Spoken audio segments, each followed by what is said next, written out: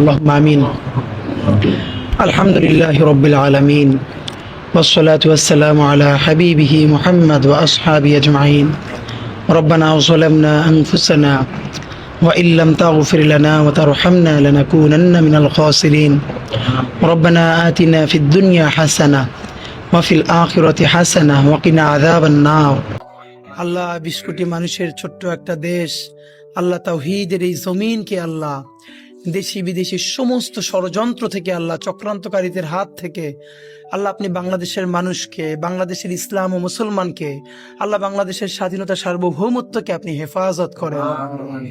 ইয়া আল্লাহ এই স্বাধীন জমিনকে ইয়া আল্লাহ আপনি কিয়ামত পর্যন্ত স্বাধীন রাখেন। আল্লাহ আমাদের সার্বভৌমত্বকে অটুট রাখেন।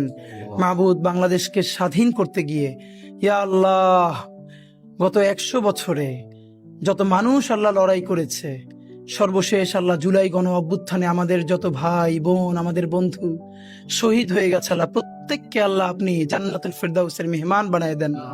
আমাদের আহত যত ভাই বোন আল্লাহ চিরতর অন্ধ হয়েছে, পঙ্গু হয়েছে, আল্লাহ প্রত্যেকের উপর আপনার খাস রহমত নাজিল করেন।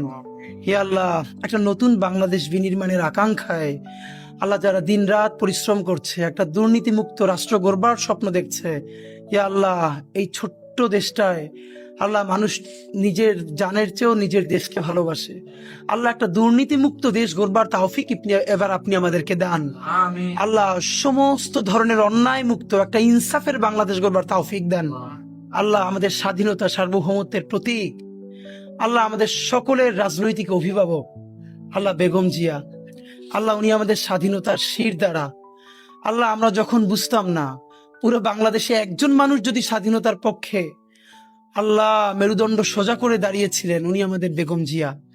আল্লাহ উনি চরম অসুস্থ অবস্থায় আছেন। আল্লাহ আমাদের প্রাণের অভিভাবক বেগম জিয়াকে আল্লাহ আপনি সুস্থ করে দেন।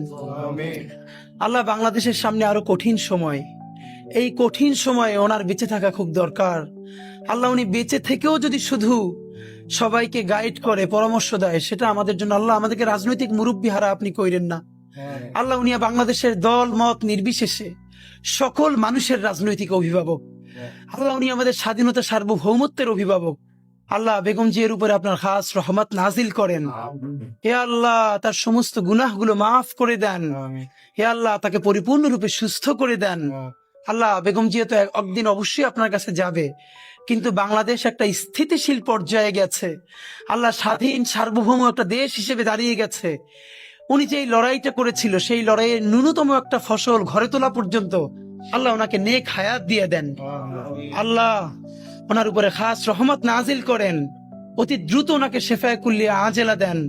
রব্বানা তাকাব্বাল মিন্না ইন্নাকা আনতাস সামিউল আলিম ওয়া তুব আলাইনা ইন্নাকা আনতাত তাওয়াবুর রহিম। আলহামদুলিল্লাহি রাব্বিল আলামিন।